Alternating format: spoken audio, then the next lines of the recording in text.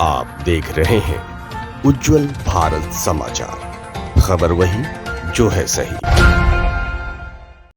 स्वागत है आपका उज्जवल भारत समाचार में। नमस्कार, आपके साथ मैं हूँ खुशबू। अगर सब कुछ ठीक रहा तो देश की आर्थिक राजधानी मुंबई के साथ राज्य के तमाम बड़े शहरों में कार खरीदना मुश्किल हो जाएगा। महाराष्ट्र सरकार नो पार्किंग नो कार की पॉलिसी पर काम कर रही है।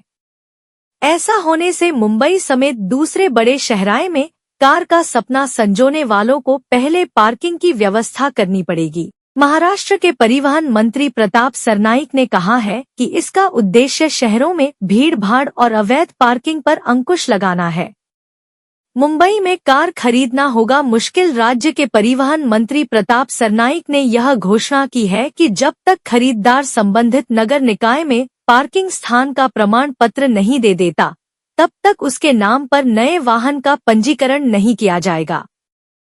परिवहन मंत्री ने कहा, यह निर्णय मुख्य रूप से मुंबई महानगर क्षेत्र में बढ़ते पार्किंग संकट से निपटने के लिए लिया गया है।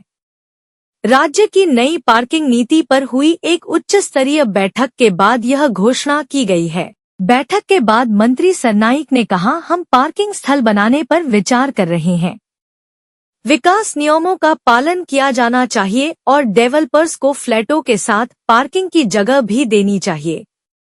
सरनाइक ने कहा कि अब जो नए खरीदार होंगे उनके पास यदि नगर निकाय से पार्किंग आवंटन प्रमाण पत्र नहीं है तो उनके नाम से नए वाहनों का पंजीकरण नहीं किया जाएगा। पार्किंग निर्माण को मंजूरी मिलेगी। परिवहन मंत्री ने कहा कि एमएमआर में पार्किंग की कमी है।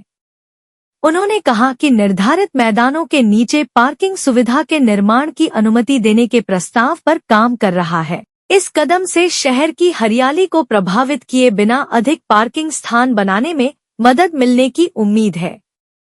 सरनाइक ने शहरी गतिशीलता में सुधार के प्रयासों के तहत पॉड टैक्सी प्रणाली शुरू करने की महाराष्ट्र की योजना के बारे में भी बात की। उन्होंने कहा कि पॉड टैक्सी परियोजना पर मेरे समक्ष एक प्रस्तुति दी गई।